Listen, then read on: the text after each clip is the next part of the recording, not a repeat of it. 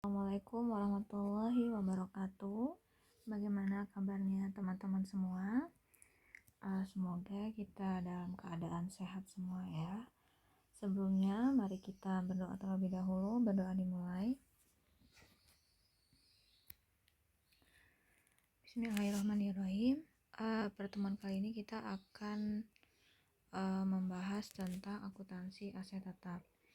Jadi akuntansi aset tetap itu menurut PSAP merupakan aset berwujud yang mempunyai masa manfaat lebih dari 12 bulan untuk digunakan dalam kegiatan pemerintah atau dimanfaatkan oleh masyarakat umum.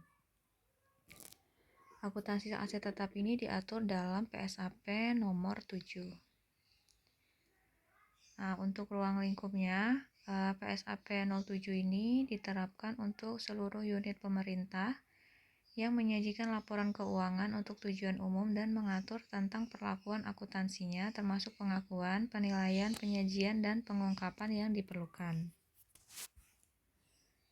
Nah, PSAP 07 ini tidak diterapkan untuk hutan dan sumber daya alam yang dapat diperbarui serta pertambangan, eksplorasi dan penggalian mineral, minyak, gas alam, dan sumber daya alam serupa yang tidak dapat diperbarui. Jadi ruang lingkupnya ini keseluruhan unit pemerintahan ya, yang di situ ada penyajian laporan keuangan. Kemudian PSAP 07 ini juga tidak diterapkan bagi sumber daya yang dapat diperbarui maupun yang tidak dapat diperbarui. Untuk klasifikasinya ada tanah, peralatan dan mesin, gedung dan bangunan, jalan irigasi dan jaringan, aset tetap lainnya, dan juga ada konstruksi dalam pengerjaan. Nah, yang pertama ada pengakuan aset tetap. Jadi aset tetap itu diakui pada saat manfaat ekonomi masa depan dapat diperoleh dan nilainya dapat diukur dengan handal. Adapun kriterianya, yang pertama berwujud, ada wujudnya ya, kemudian lebih dari 12 bulan manfaatnya.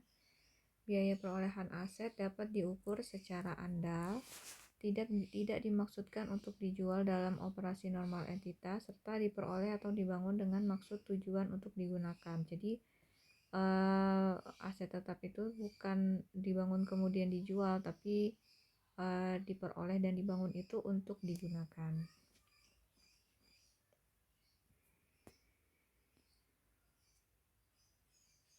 Nah, aset tetap ini diukur dinilai dengan biaya perolehan seperti itu. Jadi biaya perolehannya berapa? Nah, di situ penilaiannya. Apabila penilaian aset tetap dengan menggunakan biaya perolehan tidak memungkinkan, maka nilai aset tetap didasarkan pada nilai wajar pada kemudian ada barang berwujud yang memenuhi kualifikasi untuk diakui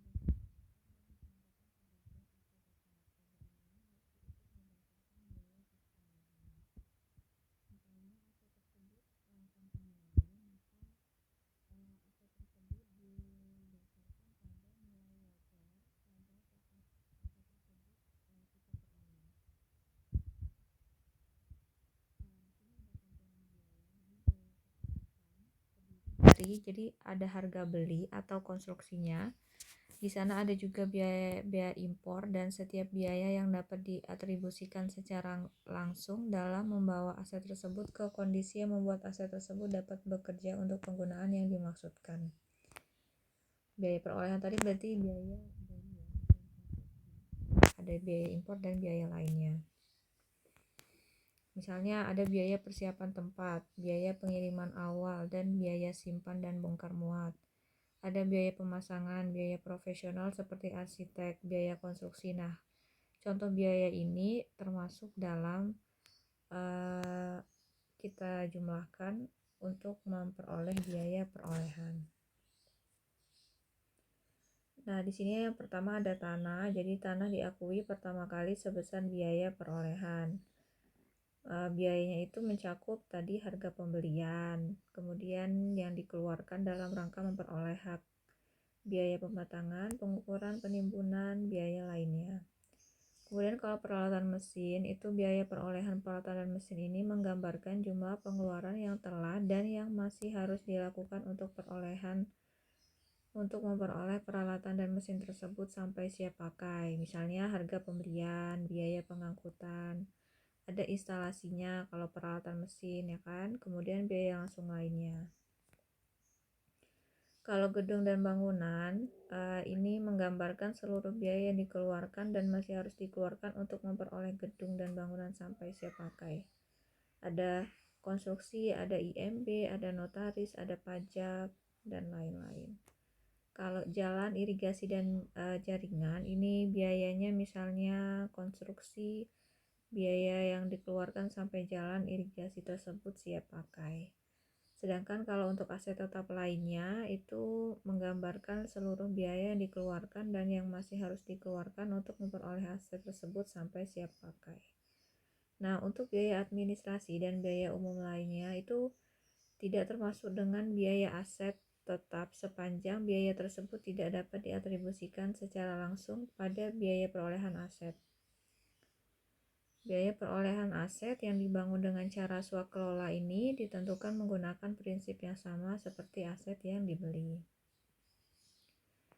Nah, kemudian ada perolehan secara gabungan. Biaya perolehan dari masing-masing aset tetap yang diperoleh secara gabungan ditentukan dengan mengalokasikan harga gabungan tersebut berdasarkan perbandingan nilai wajar masing-masing aset yang bersangkutan. Adapun aset donasi, aset tetap yang diperoleh dari sumbangan atau donasi ini harus dicatat sebesar nilai wajar pada saat perolehan. Apabila perolehan aset tetap memenuhi kriteria perolehan aset donasi, maka perolehan tersebut diakui sebagai pendapatan operasional. Selanjutnya ada pengeluaran setelah perolehan. Pengeluaran setelah perolehan awal suatu aset tetap yang memperpanjang masa manfaat atau yang kemungkinan besar memberi manfaat ekonomi di masa yang akan datang dalam bentuk kapasitas, mutu produksi, atau peningkatan standar kinerja harus ditambahkan pada nilai tercatat aset yang bersangkutan. Nah, kalau penyusutan ini pasti kalau di aset tetap ada ya teman-teman, jadi bergantung dari masa manfaatnya berapa tahun gitu kan, pasti memiliki masa manfaat yang berbeda-beda antara misalnya bangunan dengan laptop itu masa manfaatnya berbeda-beda. Maksudnya tadi misalnya antara masa manfaat antara misalnya gedung tentu berbeda-beda dengan misalnya masa manfaat dari jalan gitu kan. Selanjutnya di sini ada 3 metode garis lurus, saldo menurun ganda, dan metode unit produksi. Kemudian ada yang namanya revaluasi, penilaian kembali. Ini tidak diperkenankan karena standar akuntansi pemerintahan menganut penilaian aset berdasarkan biaya perolehan atau harga pertukaran. Penyimpangan dari ketentuan ini mungkin dilakukan berdasarkan ketentuan pemerintah yang berlaku secara nasional. Adapun nanti selisih antara nilai revaluasi dengan nilai tercatat aset tetap dibukukan dalam akun ekuitas. Ada pula namanya aset bersejarah atau heritage, misalnya candi gitu kan, aset budaya, sejarah, monumen, ini termasuk dengan aset bersejarah. Ini PSAP 07 ini tidak mengharuskan pemerintah untuk menyajikan aset bersejarah di neraca, namun aset tersebut harus diungkapkan dalam CALK ya teman-teman. Jadi tidak ada di neraca tapi kita tulis di CALK. Kemudian ada aset infrastruktur.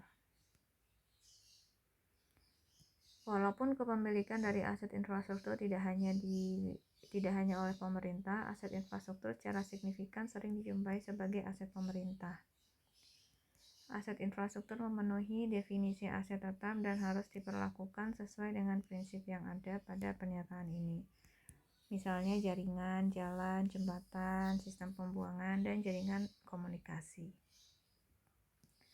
Ada pula aset militer, jadi misalnya peralatan militer baik yang umum maupun khusus memenuhi definisi aset tetap dan harus diperlakukan sesuai dengan prinsip-prinsip yang ada pada pernyataan ini.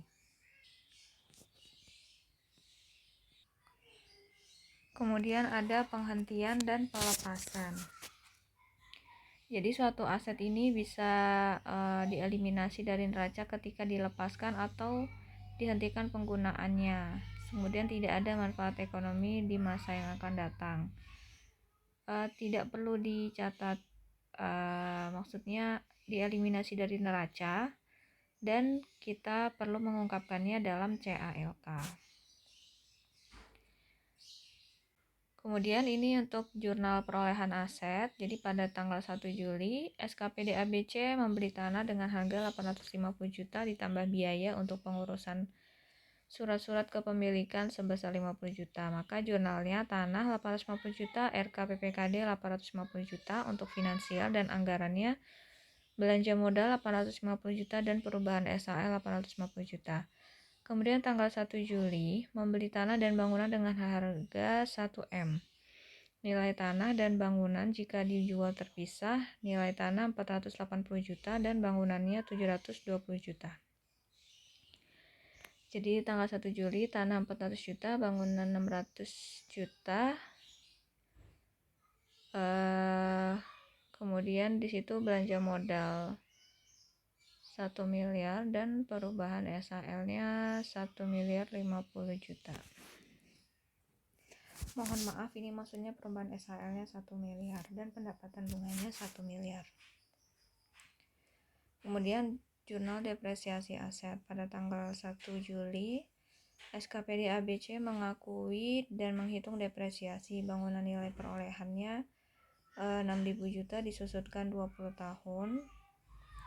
Kendaraan 800 juta 8 tahun, peralatan 400 juta disusut 8 tahun, dan peralatan 200 juta disusutkan 4 tahun. Depresiasinya menggunakan metode garis lurus.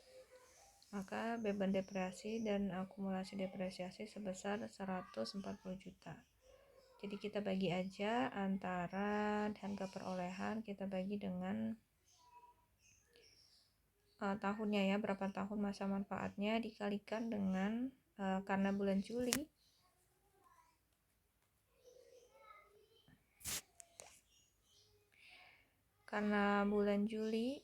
sehingga 6 bulan per 12 bulan.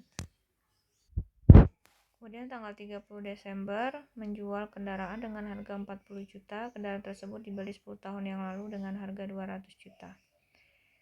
Nah, oleh karena itu kita lihat jurnalnya K sebesar 40 juta, akumulasi depresiasi sebesar 200 juta, kendaraan 200 juta, dan surplus penjualan kendaraan 40 juta. Di sini perubahan SAL 40 juta, pendapatan lain 40 juta. Kemudian untuk jurnal penghapusan aset, pada 30 Desember ini melakukan penghapusan peralatan yang hilang karena banjir besar, yang dihapuskan sebesar 400 juta dengan akumulasi depresiasi 300 juta. Maka karena itu jurnalnya akumulasi depresiasi 300 juta, defisit penghapusan peralatan 100 juta, dan peralatan 400 juta. Kemudian penerimaan hibah aset tanggal 30 Juni menerima kendaraan senilai 200 juta hibah dari sebuah perusahaan. Kendaraan tersebut depresiasikan selama 8 tahun. Maka kendaraan sebesar 200 juta dan pendapatan hibah 200 juta, serta beban depresiasinya 12,5 juta dan akumulasi depresiasi 12,5 juta. Kemudian revaluasi aset, di sini melakukan revaluasi bangunan karena berdasarkan hasil pemeriksaan bangunan tersebut nilainya tidak mencerminkan keadaan yang sebenarnya. Nilai bangunan tersebut saat ini 400 juta dan akumulasi depresiasinya 400 juta. Hasil penilaian menyatakan bahwa nilai bangunan tersebut 200 juta. Bangunan ini masih memiliki manfaat 10 tahun ke depan. Oleh karena itu, jurnalnya akumulasi depresiasi 200 juta, ekuitas 200 juta. Kemudian akumulasi depresi 400 juta, bangunannya 400 juta, serta bangunan 200 juta, dan ekuitas 200 juta. Oke, terima kasih atas perhatiannya. Kita tutup dengan baca hamdalah, doa kafaratul majelis. Oke, terima kasih. Wassalamualaikum warahmatullahi wabarakatuh.